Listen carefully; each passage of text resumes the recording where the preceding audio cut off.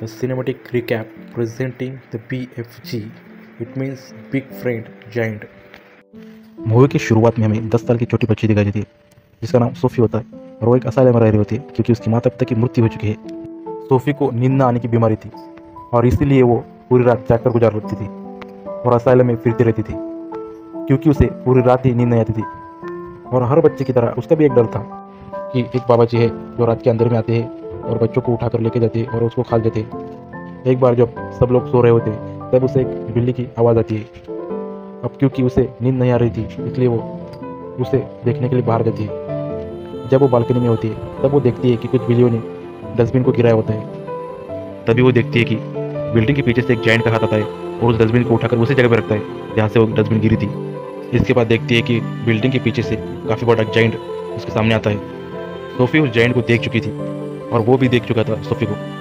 उसे देखकर वो डर जाती है और जल्दी से अपने बिस्तर पर चली जाती है। लेकिन वो जायंट विंडो से हाथ अंदर डालकर सोफी को अपने साथ उठाकर लेकर जाते हैं। हम देखते हैं कि ये जायंट कभी भी किसी इंसान के सामने नहीं आता था। जब उसके सामने कोई भी इंसान आता था तब वो किसी न किसी तरह से अपने आप को छुपा लेता था और सबकी नज़रों से बचते हुए वहाँ से निकल जाता था। अब वो सोफी को अपने साथ लेकर दूसरी दुनिया में आता है और ये दुनिया थी जायंट्स की दुनिया, यानी कि यहाँ पर सिर्फ जायंट ही रहते थे।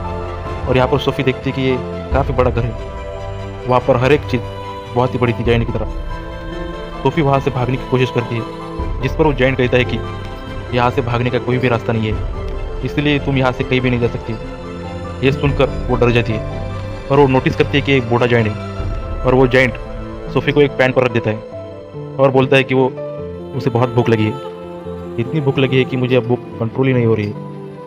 सोफी समझ रही थी कि ये जायंट मुझे अभी इसी वक्त खाने वाला है और वो वहाँ पर और भी जायंट की हंसने का आवाज़ सुनती है। इसलिए वो बूढ़े जायंट से पूछती है कि यहाँ पर और भी जायंट्स है, जिस पर वो बूढ़ा जायंट कहता है कि जी हाँ, यहाँ पर और भी जायंट्स है और वो सारे जायंट्स कैनिबल है, यानी कि वो इंसानों को खाते हैं क्योंकि उन्हें किसी भी इंसानों पर तरस नहीं आता है, इसलिए वो किसी भी इंसानों को देखते ही खा लेते हैं। इसके बाद सोफी और भी डर जाती है, इसलिए वो बूढ़े जायंट से पूछती है कि आप भी मुझे खा लोगे।